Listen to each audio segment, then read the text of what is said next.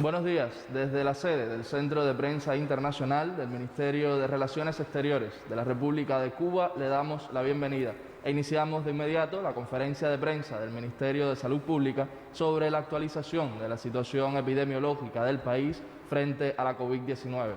Nos acompaña, como ya es habitual, el doctor Francisco Durán García, director nacional de epidemiología del MINSAP. Doctor, buenos días. A ustedes, a todos los que nos siguen, y damos comienzo a la conferencia del día de hoy. Damos comienzo un poco sombrío y dándole las condolencias a 4 familias, a 4 colectivos, a 4 grupos de amigos, porque lamentablemente en el día de hoy tenemos que informar del fallecimiento de 4 personas. Nos estamos refiriendo a un paciente de 83 años, de sexo masculino, del municipio Camajuaní, la provincia de Villa Clara, con antecedentes patológicos de hipertensión arterial, cardiopatía isquémica. Era un paciente que además se encontraba encamado, que estuvo ingresado durante 6 días después de haber comenzado con manifestaciones respiratorias fundamentalmente, mucho decaimiento y mucha anorexia, y después de una estadía de dos días en la sala de terapia intensiva, este paciente presentó un grupo de complicaciones, polinea intensa, deterioro de la conciencia, fue necesario intubarlo y ventilarlo, pero lamentablemente en el día de ayer hace un paro cardiorrespiratorio del cual no es posible devolverlo a la vida. Realmente lamentamos mucho el fallecimiento de este señor en el día de ayer, sus familiares, sus amistades. Tenemos que lamentar el fallecimiento de un paciente masculino de 79 años de edad, de aquí, de la provincia de La Habana, del municipio Guanabacoa, con antecedentes de hipertensión arterial, cardiopatía isquémica, enfermedad cerebrovascular, una neoplasia de esófago. Era un paciente que además se encontraba postrado y que lamentablemente acudió ya un poco tardíamente al hospital y no fue posible reanimarlo por el grado de complicaciones que presentaba en el momento que acude al hospital. Allí mismo, acabando de llegar, hizo un paro cardiorrespiratorio, se trató de reanimar, pero no fue posible. Reiteramos nuestras condolencias. Fallece una señora de 94 años de edad, de aquí de San Miguel del Padrón, en La Habana, con antecedentes de asma bronquial, una demencia, un encamamiento prolongado, que permaneció ingresada durante 4 días y también presentó un grupo de complicaciones de las cuales no fue posible salvarla, ¿no? Presentó un problema respiratorio de mucha complicación, y finalmente en el día de ayer hace un paro cardiorrespiratorio que no fue posible revivirla como tal. Y lamentamos mucho y damos las condolencias del fallecimiento en el día de ayer de un paciente de 92 años de la provincia Santi Espíritu, con antecedentes de una cardiopatía isquémica, una demencia senil, que permaneció ingresado en el hospital durante 5 días y 2 días en la sala de terapia intensiva, que además tuvo una evolución con muchas manifestaciones de complicación de su cuadro clínico, y en el día de ayer presentó un infarto agudo del miocardio, y como es natural, con las complicaciones que tenía, tampoco fue posible su reanimación. Realmente lamentamos mucho el fallecimiento de estas 4 personas, ocurrido en el día de ayer, a pesar del esfuerzo de nuestros profesionales de utilizar las terapéuticas que están establecidas, pero las complicaciones que presentaron no fue posible que se recuperaran con esta conducta. Hoy tenemos que informar también de, entre los pacientes que tenemos ingresados, diagnosticados con COVID-19, tenemos 5 críticos, uno más que en el día de ayer, y 3 graves, 7 menos que el día de ayer. Ayer teníamos 10 graves, hoy son 3 graves. Los 5 críticos que están en Villa Clara, 2 en el Hospital Celestino Hernández y 1 en el Hospital Militar Manuel Fajardo, 2 en el Hospital Dr. Luis Díaz Soto de aquí de La Habana, y se incorpora un crítico en el día de hoy al Hospital Dr. Luis Díaz Soto aquí en La Habana. Los 3 graves, uno está en el Hospital Salvador Allende de aquí de La Habana también, uno está en el Hospital Militar Fermín Valdés Domínguez de Holguín y uno en el Hospital Joaquín Castillo Duani de Santiago de Cuba. Pasó de grave a crítica una paciente que está en el Hospital Dr. Luis Díaz Soto, de las que ya mencionó anteriormente. Se recuperaron 5 graves que estaban en el día de ayer y pasaron a pacientes de cuidado. En el Hospital Dr. Luis Díaz Soto, 2 en el Hospital Salvador Allende y 1 en el Hospital Fermín Valdés Domínguez de Holguín y 1 en el Hospital Joaquín Castillo Duani de Santiago de Cuba. Son pacientes que se encontraban graves y que en el día de ayer, dada su mejoría, pasaron al estado de cuidado.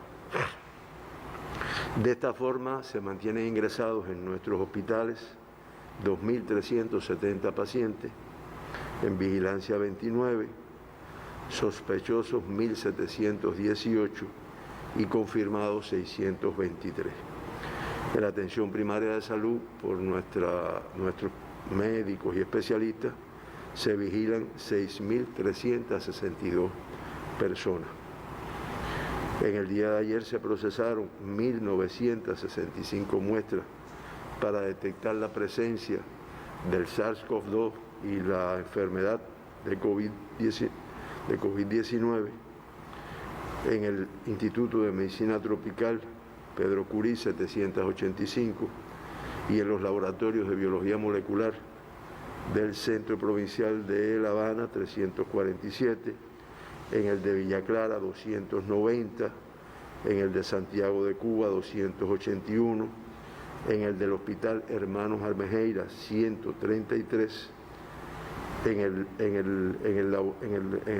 laboratorio del Centro de Investigaciones de la Defensa Civil 81 y en el Centro de Ingeniería Genética y Biotecnología 48 pacientes. Como resultado del estudio de estas 1.965 muestras, 26, el 1,3%, resultaron positivas. Los 26 nuevos casos confirmados fueron cubanos, 23, el 88,4%, son contactos de casos que ya estaban confirmados anteriormente, y de esta forma 1.478 de los casos confirmados en nuestro país, el 85,5%, son contactos de casos que ya han sido confirmados anteriormente. De ahí la importancia de la vigilancia, el ingreso, a veces no muy bien comprendido, de personas que no tienen síntomas ninguno y que se hace por ser contacto de un caso que ya se confirmó como tal. Se acumulan 1.475, como dije, 85,5%, que son contactos de casos confirmados. En 3, en el día de ayer, no se pudo precisar la fuente de infección y esto a pesar de que en algunos casos se recupera, pero de todas formas acumulamos 81 o sea, el 4,7% de los casos diagnosticados en nuestro país, no se ha podido precisar la fuente de infección. Con fuente de infección en el extranjero, se acumula un total de 129 personas diagnosticadas en nuestro país.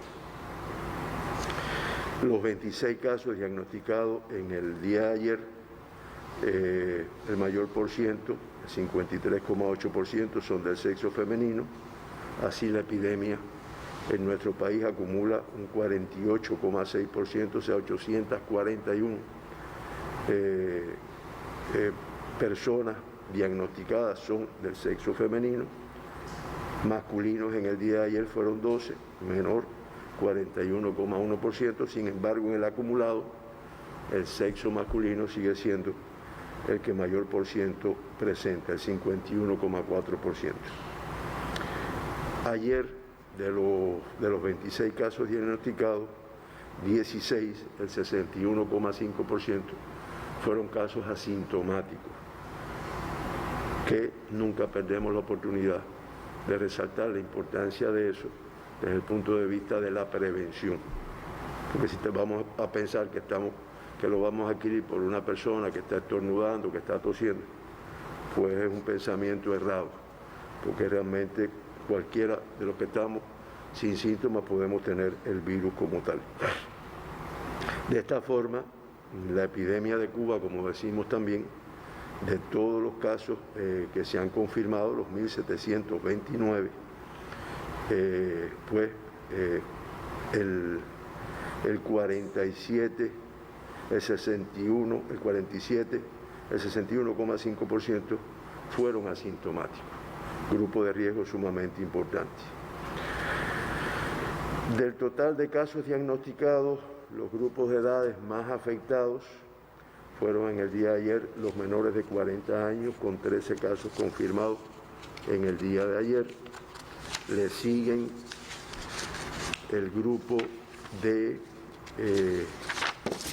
40 a 60 años, que es el 26,9%, y los mayores de 60 años, que es el 23,1%.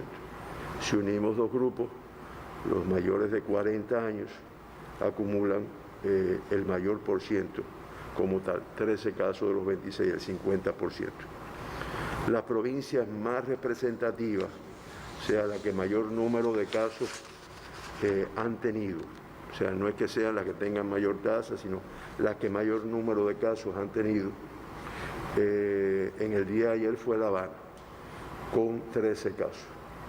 Los 13 casos diagnosticados en La Habana en el día de ayer, pues 6 son del municipio Habana del Este, 2 son del municipio San Miguel del Padrón y 2 del municipio Marianao, y un caso de La Habana Vieja, un caso de Centro Habana y un caso de Guanabacoa.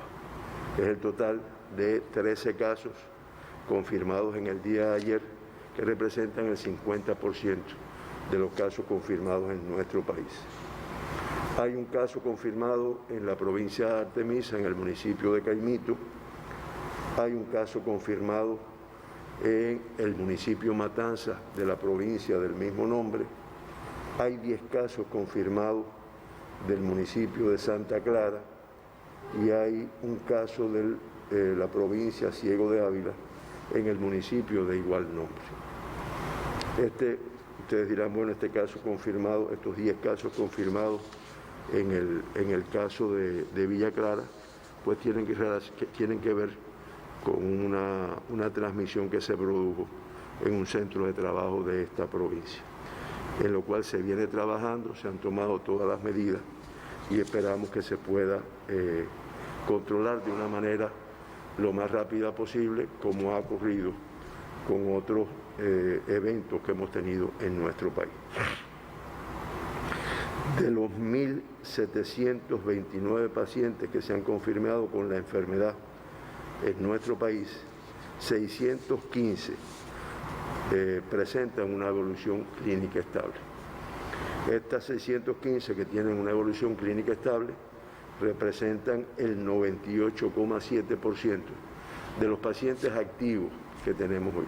O sea, los pacientes que hoy tenemos ingresados por diferentes estados, algunos graves, algunos críticos, sin embargo el 98% confirmados con el COVID-19, como es natural, el 98,7% pues presentan una evolución clínica estable. Como dije al inicio, y lamentamos mucho, fallecieron 3 personas en el día de ayer, lo cual acumula un total de 73 fallecidos desde que comenzó la epidemia, la pandemia en nuestro país. Eso da una letalidad del 4,2% de los casos que han sido diagnosticados en nuestro país. Hay que decir que en la región de las Américas, para compararnos con nuestra región, Cuba en el día de hoy ocupa el lugar número 13. O sea, hay un total de 12 países, que tienen por ciento de letalidad superior al de Cuba. Están los 2 evacuados y ya se han dado un acumulado de 1.031 altas, 30 en el día de ayer.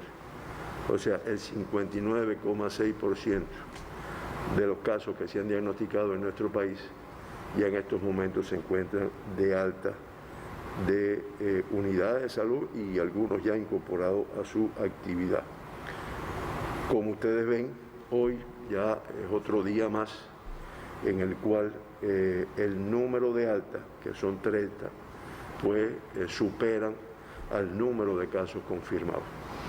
Esto, cuando nos vamos allá al gráfico, a la curva, al pico, como la población conoce, pues indiscutiblemente es algo en el cual todavía seguimos un poco más bajando en este sentido. Y esperamos que con el esfuerzo de todos y el cumplimiento de todos, que todavía no se aprecia como debe de ser, pues se logre que todavía disminuyamos mucho más el número de casos. Hay que decir que también, porque ya yo me referí a los 5 críticos y 3 graves que tenemos ingresados en nuestros hospitales, y hay que decir, porque también a veces cuando yo digo no, es un paciente que tiene relación con el extranjero.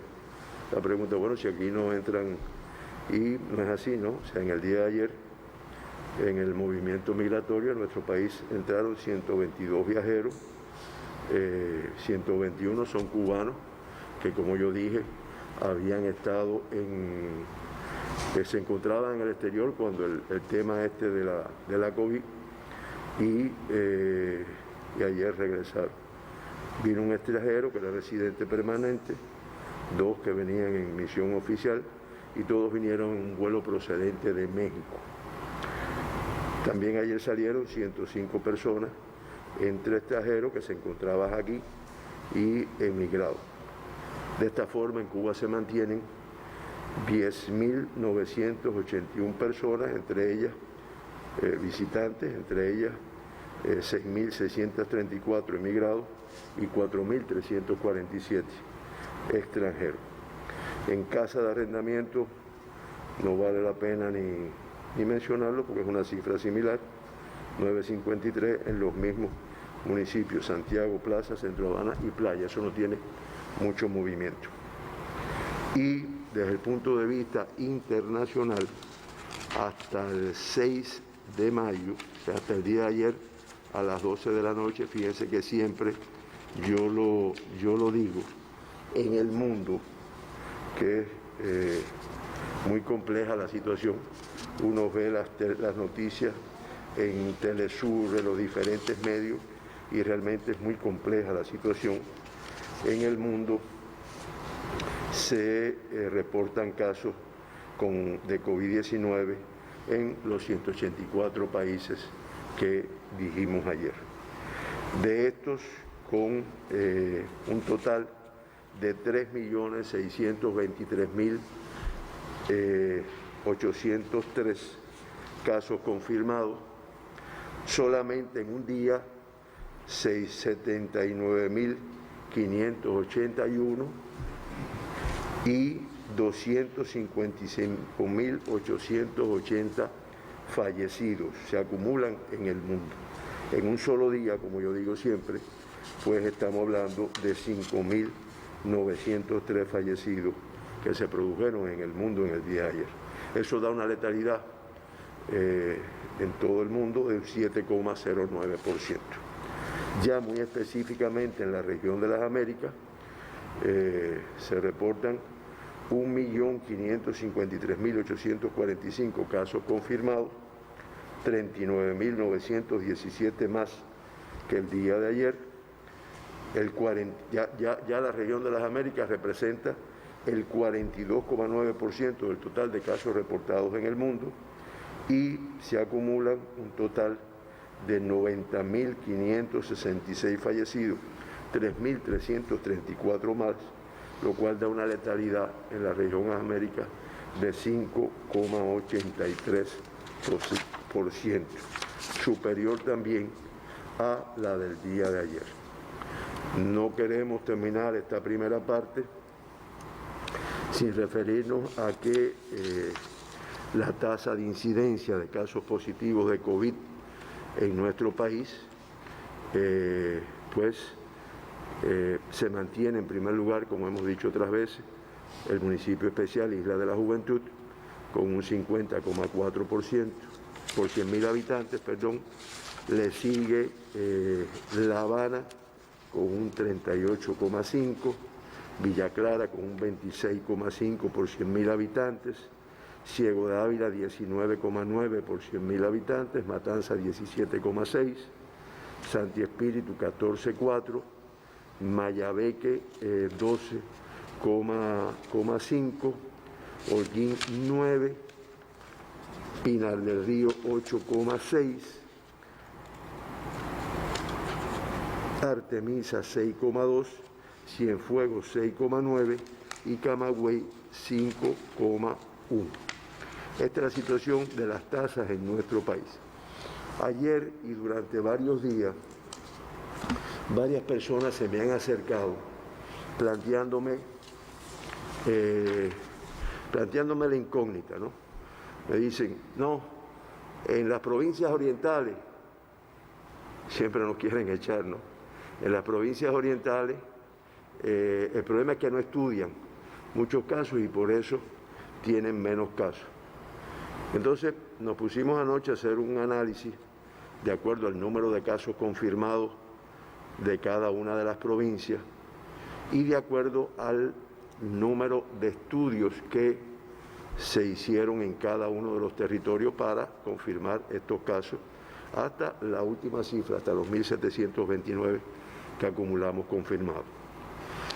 Hay que decir que no hicimos el análisis en número absoluto de muestras, porque si uno analiza muestras número absoluto va a decir, no, La Habana es la que más tiene. Le sigue ahí Villa Clara, Holguín, Santiago de Cuba, que son las de mayor población y donde más hay que estudiar. Pero es que realmente el estudio no obedece solo al número de población que existe, sino a los riesgos que tiene cada territorio. Entonces, ustedes se pueden encontrar como que en la Isla de la Juventud se han estudiado 1.791 personas, eso da una tasa o un número por 100.000 habitantes de 2.149 por 100.000 habitantes, pero es que en la Isla de la Juventud, a punto de partida de eventos que ellos han tenido, pues el riesgo ha sido un tanto mayor. Sin embargo, nos vamos a La Habana, que es la que tiene el mayor número de casos confirmados hasta este momento, y el número es menor, aunque en La Habana los riesgos hacen que cada día se tomen más muestras, y de hecho tiene muchas más muestras que el resto del país. En La Habana se han hecho 18.554 estudios para descartar la COVID como tal. Esto nosotros en algún momento se lo vamos a poner para que la población, que además sigue mucho estos detalles, lo tenga.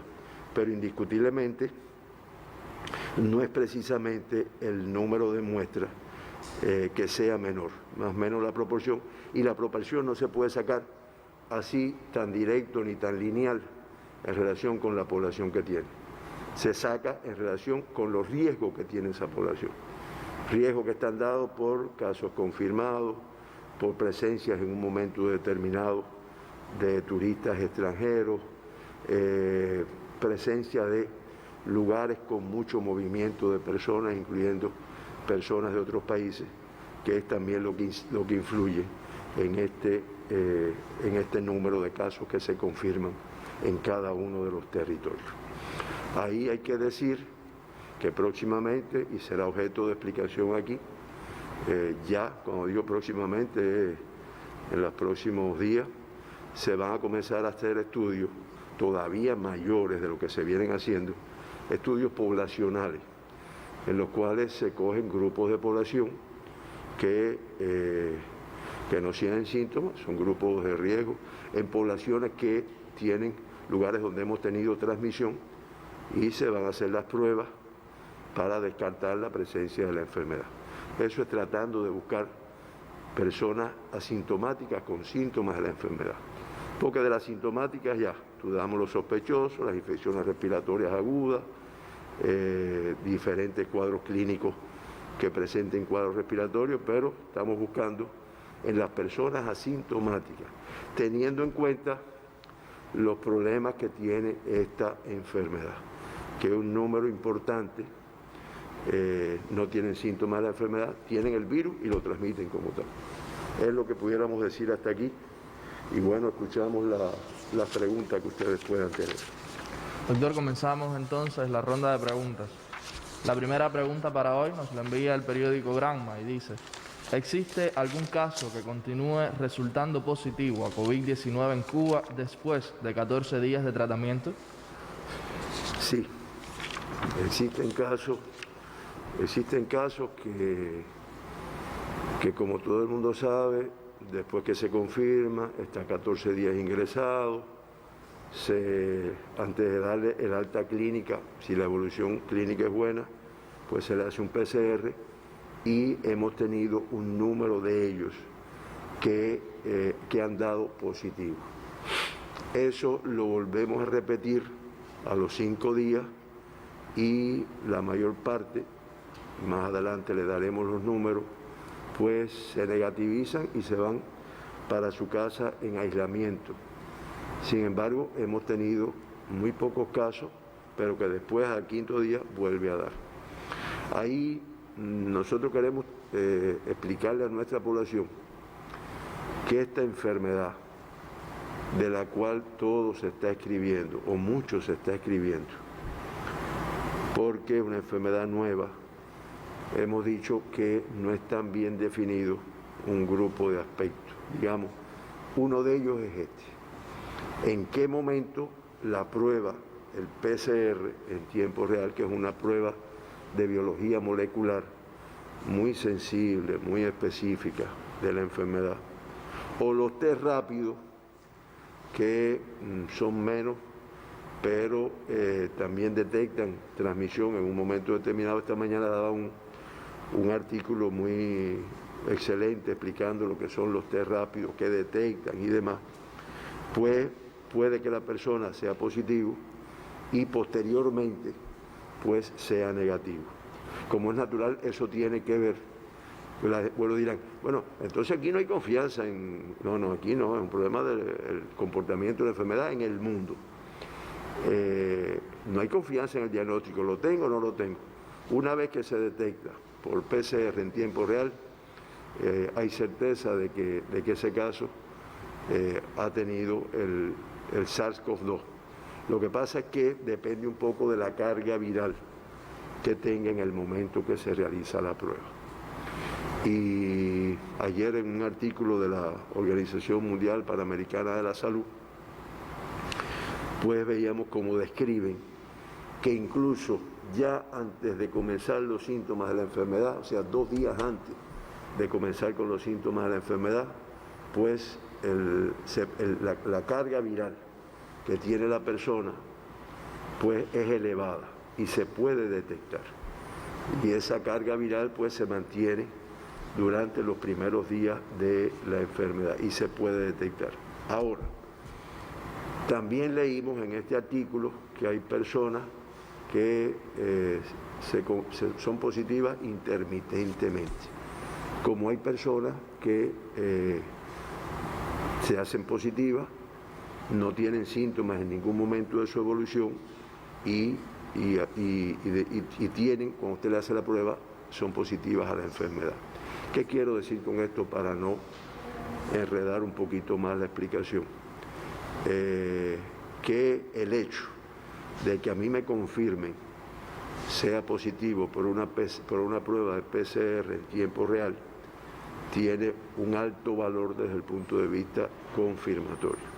Eso no quiere decir que tal vez unos días después, con la evolución de la enfermedad, con el tratamiento de la enfermedad, pues esto sea posible confirmarlo en ese momento.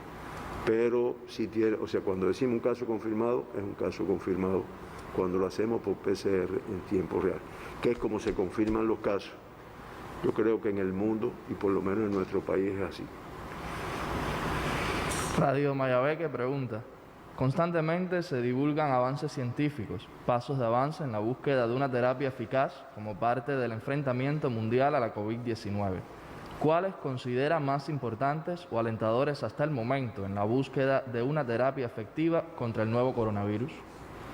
Mira, aquí se han explicado los esquemas de tratamiento del mundo y los esquemas de tratamiento que se utilizan en Cuba.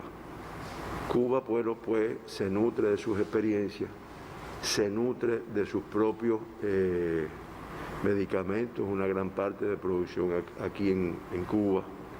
Y desde un principio siempre hemos estado hablando de la Caletra, que es el antiviral que se usa para los pacientes seropositivos al VIH, de los Celtamivir, que es un antiviral que siempre el pueblo cubano lo ha tomado para los procesos virales, del interferón alfa 2B de producción nacional, que también ha dado buenos resultados, de la cloroquina, que es una experiencia mundial en su utilización, de todas esas cosas, de todos esos medicamentos, pues Cuba los utiliza.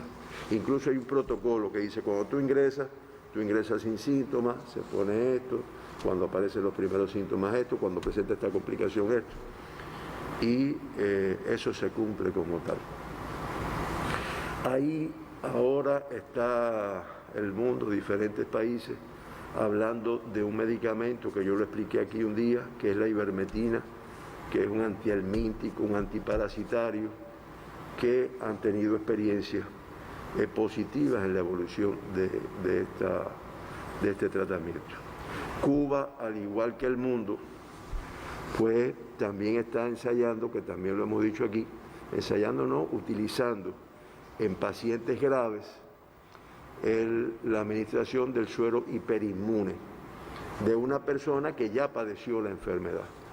Si yo padecí la enfermedad, yo desarrollo anticuerpos, esos anticuerpos me defienden del virus y entonces por un proceso totalmente aséptico, bueno, pues se hace la extracción, se la administra y de los casos que se han tratado hay resultados muy positivos en la evolución. O sea, una vez ya grave, pues la evolución es mucho mejor en estos casos. Eso también se utiliza en Cuba y como tal. Y está los diferentes aspectos o las diferentes modalidades que se aplican para que la persona no enferma, pero expuesta por su trabajo, por su edad, por las enfermedades que padece, pues mejore su inmunidad. Y entonces cuando yo me enfrente al COVID o al SARS-CoV-2, bueno, pues yo estoy ya más preparado desde el punto de vista inmunitario. Y el nivel inmunitario lo que te permite es enfrentarte y que tal vez no desarrolles la enfermedad. Y si la desarrollas, lamentablemente, pues que no presente cuadros críticos, cuadros graves, complicaciones severas de la enfermedad. De eso se ha hecho también información por la televisión. Está la biomodulina, está el Prevengo, que son las gotas homeopáticas que se utilizan para mejorar el nivel inmunitario. Está la administración de una vacuna de producción cubana, que es el Bamengol, que es la vacuna que se utiliza para el meningococo BC, que es de producción cubana, y sin embargo se ha visto que mejora el nivel inmunitario.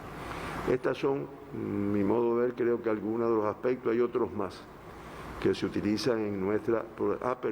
está el interferón, que lo hablamos aquí en una ocasión, que se administra por vía parenteral, sea inyectable, a pacientes ingresados, pero que hay una presentación que son gotas nasales, que también las tenemos, y que ya se le está administrando a personas expuestas. Estoy hablando sobre todo trabajadores de la salud, que cualquiera se da cuenta de que el trabajador de salud es uno de los más expuestos a esta enfermedad. ¿Por qué?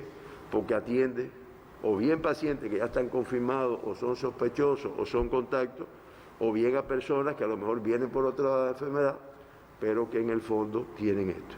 Y esas gotas nasales de interferón ya se están aplicando, se va a extender su utilización a otros grupos de población, porque eso lo que hace es protegerte contra adquirir la enfermedad o desarrollar formas graves de la enfermedad. O sea, se utilizan de los aspectos de los más avanzados que hay en el mundo, en el tratamiento y en la prevención de la enfermedad como tal. Tenemos una última pregunta, doctor, del periódico Trabajadores.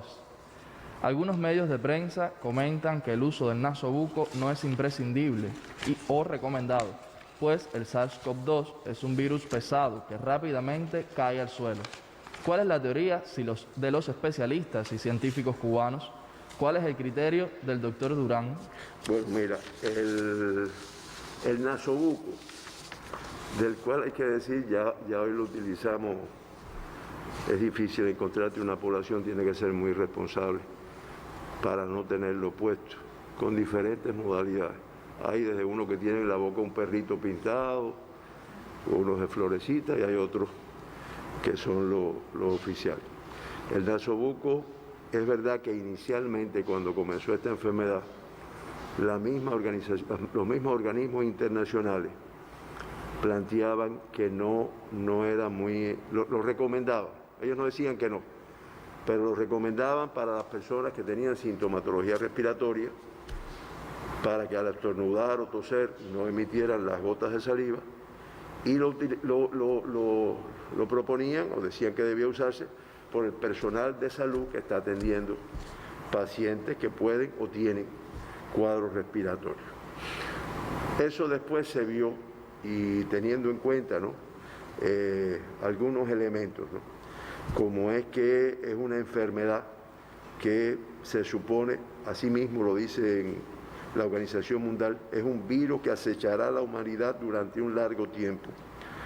Se plantea que es el director general de la Organización Mundial de la Salud, Tedros Adhanom, pues planteó que es 10 veces más mortífero que la pandemia de gripe del año 2009, que ya yo me referí aquí en una oportunidad, que es una de las pandemias que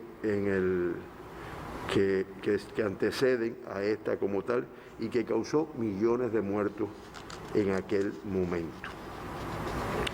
Sin embargo, después, teniendo en cuenta estos aspectos, sí se planteó la necesidad de su utilización y de forma permanente, sobre todo cuando estamos expuestos a grupos de población, cuando salimos y demás, que estamos expuestos como tal a poder tener contacto con el virus. Por eso, hoy la opinión de los organismos internacionales que tienen que ver con salud, y la de Cuba ni hablar, es que es útil desde el punto de vista de que previene que las microgotas de saliva pues salgan al exterior y contaminen a una persona o a una superficie. Acuérdense que yo estornudo aquí y al que coja aquí adelante, bueno, pues lo infecto si tengo la enfermedad. Pero la superficie también queda infectada. Después viene otro, la toca y adquiere la enfermedad. Por eso son efectivos. Claro, se plantea, y es así, que el nasobuco hay que cambiarlo con una cierta periodicidad. Incluso se llega a plantear que es cada 3, cada 4 horas. Nuestra población yo creo que tiene una cultura importante desde el punto de vista no de usarlo, de confeccionar los nasobucos. Hemos visto ejemplos en la televisión de personas que hacen nasobucos, que los reparten a sus amistades, para no decir que yo creo que quede poca mujer y a lo mejor algún hombre que no sepa confeccionar un nasobuco. Por eso lo que está indicado es que cada 3 o 4 horas tú lo cambias, lo lavas con agua caliente, jabonosa, y después lo planchas con el bien caliente para que si queda algo lo puedas eliminar y lo cambies totalmente. Por lo tanto, la posición de nuestro país, de nuestro Ministerio de Salud, es que es necesario, no, imprescindible, su utilización de forma permanente cuando estamos fuera, digamos, de nuestra casa o cuando aún sin tener síntomas de la enfermedad. Es lo que nosotros pudiéramos decir en relación con el nasobuco. Doctor, terminamos así la ronda de preguntas. Si existiese alguna última precisión por su parte. No, es que me plantean que hay dudas si son 26 o 29 casos confirmados. Son 26 casos confirmados. Realmente es la cifra, creo que es la que dije, creo que fue la que se puso en los medios. O sea, en el día de ayer se confirmaron estos 26 casos. Que de los 26 casos, como yo dije, un número importante en La Habana y 10 en la ciudad de Villa Clara, como consecuencia de la transmisión que se produjo en esta ciudad, en un centro, como es lo que podemos decir para dejarlo esclarecido. Agradecerle a todos ustedes, agradecerle a la población y prepararnos porque las preguntas son unas cuantas y la población cada vez se interesa más.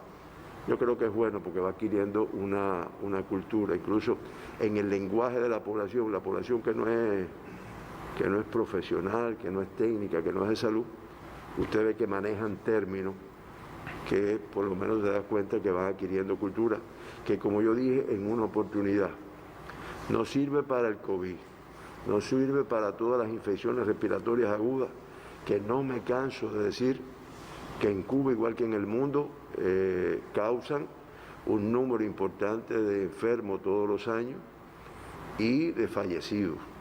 Yo he dicho que la cuarta causa de muerte de nuestro país, que todas son no transmisibles, la única que es transmisible son las influezzas y las neumonías. Y que además, y eso lo vamos a presentar también, se producen un número de casos. Es una enfermedad endémica, como se llama, porque se produce un número de casos todos los días, todas las semanas, todos los meses, todos los años. Los epidemiólogos le han llamado un comportamiento endémico, endémico no, estacional, porque se plantea que tiene que ver con determinadas estaciones del año, como es por ejemplo el invierno, los meses con el poco frío que nosotros tenemos, y que siempre tenemos un número de casos, de miles de casos diariamente. Hay que decir que esa vigilancia se ha mantenido, siempre se mantiene en nuestro país, no tiene que ver con el COVID, lo que sí cuando se produjo ya la información del COVID como una pandemia, cuando empezamos a tener nuestros primeros casos confirmados de COVID, estoy refiriendo al 11 de marzo, pues se incrementó el número de atenciones de enfermedades respiratorias. Primero porque la población cogió percepción de riesgo, que es el término que utilizan para no decir como se pudiera decir vulgarmente, cogió miedo. La población aprendió que cogió miedo porque este no es un catarrito común, es un catarrito que te puede matar. Y segundo, porque se hicieron y se hacen acciones muy intensivas de pesquisaje buscando cuadros respiratorios. Todo eso conlleva a que aumente el número de infecciones respiratorias agudas. Pero bueno, creo que he hablado mucho más de la cuenta hoy y otro día explicaremos un poco más esto con más detalle, con gráficos incluso, que es cultura para nuestra población, porque además nos estamos protegiendo de la respiratoria, nos estamos protegiendo de la diarrea, nos estamos protegiendo del cólera, nos estamos protegiendo de muchas enfermedades que, reitero, son endémicas, pero que causan morbilidad, molestia, mortalidad, y que siempre va a dejar un saldo positivo esta pandemia para nuestra población. Gracias nuevamente a ustedes, a toda la población, y nos vemos mañana por acá de nuevo. El agradecimiento para usted, doctor, para los corresponsales que nos envían sus preguntas y, por supuesto, para todos los que nos siguen. Nos vemos en la próxima conferencia.